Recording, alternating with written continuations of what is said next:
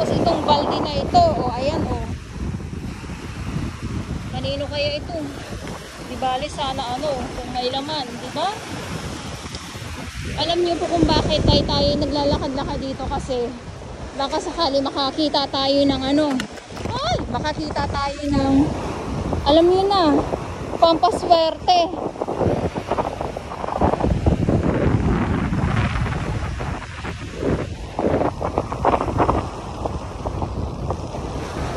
Tapos eto na naman, o diba?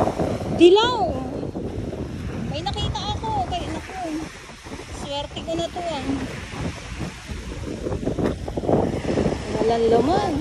Relax po talaga pag once ikaw ay nasa tabing dagat or nakakapunta ka sa karagatan. So yun po yung binabanggit ko. So sa ngayon ako naman ay nandito ako ngayon sa Dolomite Beach at kahit na araw-arawin ko na pumunta tumambay dito, hindi po ako magsasawa. Hindi yun sa dahil ay Dolomite Beach po ito. Kahit noon pa man, ayan. So yun lang. At kahit na mainit, okay lang sa akin. Parang wala sa akin yung init. Gawa ng, aywan ko kasi iba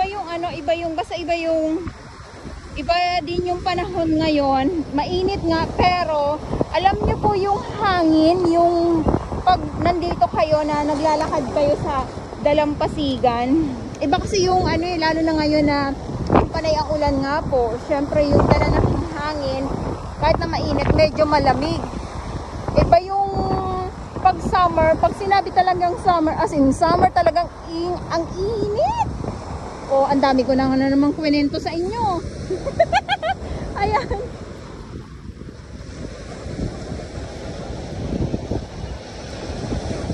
Ang dami ko na naman pong kwento sa inyo. So, yun lang. At dito tayo ngayon sa phase 1 ng Dolomite Sun. Tuloy lang po ang update natin.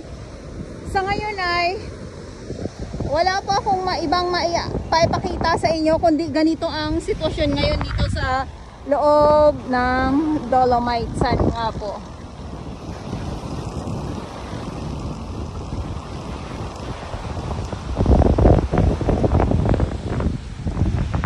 So dito yung ating exit naman, doon naman yung entrance. Inuulit-ulit ko po yan para po sa inyo, para lagi nyo pong matandaan, or kung hindi naman po, para din po sa aking mga viewers, lalong lalo na sa mga baguhan. So dito naman tayo sa dalampasigan. Ito yung samut-saring mga kalat nga po. Ang iba dito ay pwede po itong ibenta. Yung mga plastic, ayan, pwede po itong ibenta sa mga hindi po nakakalam. Tapos si kuya, ang daming nakuha ng mga plastic. Ilang sako din po yung nakuha niya. Yun ay pangbenta niya daw, sabi ni kuya. Ayan, so dito naman ay konti na lang yung nakikita natin. Hindi katulad talaga nung bagyong Karina at ni Habagat. Ito kasi, ayan, so naghalo na. Binabanggit ko po ulit-ulit talaga. Halo-halo na po ito. So, kung ang ating mga warriors ay meron po silang nakukuha na mga naiibsa, nababawasan po sa umaga, yung mga basura, sa tuwing hapon naman po, pag ganito na malakas ang hangin at alon, tapos yung alon at hangin ay may kasamang mga basura, ganito po ang sitwasyon dito. Ayan, sa ating mga viewers, may iba naman nagsasabi na pag tagbagyo July dapat nandyan ka. Of course, nandito talaga ako. Kasi hindi naman lang yun sa tuwing summer or malinis ang Dolomite Sun na pinapakita ko sa inyo. Para talagang patas po ang ipapakita ko po sa inyo. Biruin nyo. O yung upuan mo, Baka sa'yo na ito. Sira-sira. Ay, pwede. Ay, wala na. Sino kaya ang nag-ano kagabi?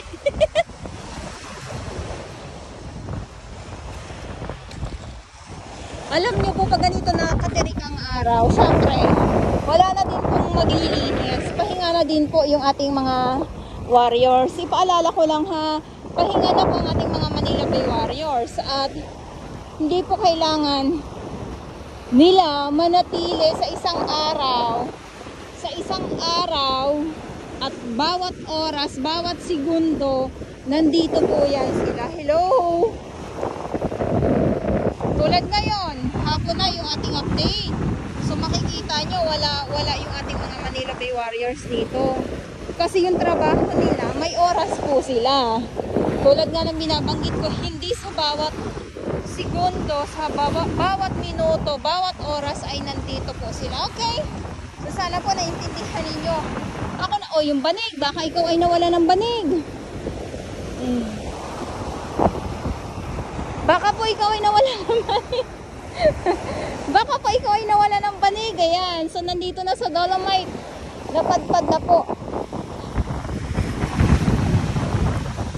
Ito naman. Ano lang po ito eh. Lilinisin lang po ito eh. So, pagbukas, Friday, pagsama-samahin lang yan ng ating mga warriors. Wala na. Linis na uli. Ganun lang po yun. So, ganoon lang yung sitwasyon dito. Alam nyo po, ang tinitingnan ko talaga dito sa dalampasigan ng Dolomite Beach ay ang mga lamang dagat po.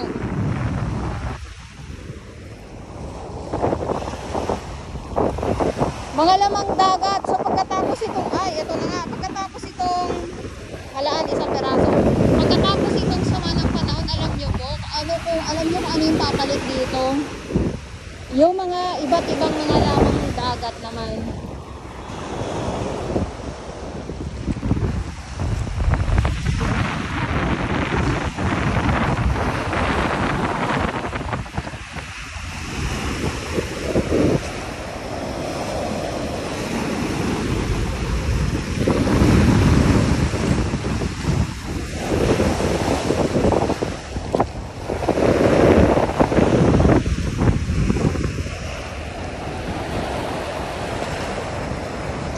So sa ngayon, ito muna natin, yung ating dagat. Hinahabol ako ng hinahabol ako ng alon.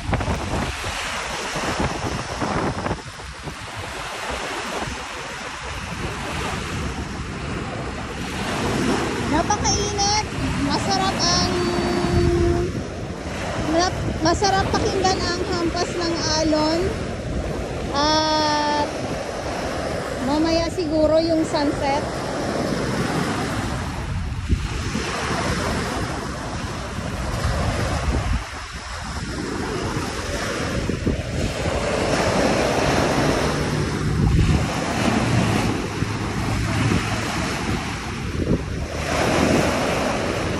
Grabe yung grabe yung kung ganito na tuloy-tuloy na hindi kukupa, wala.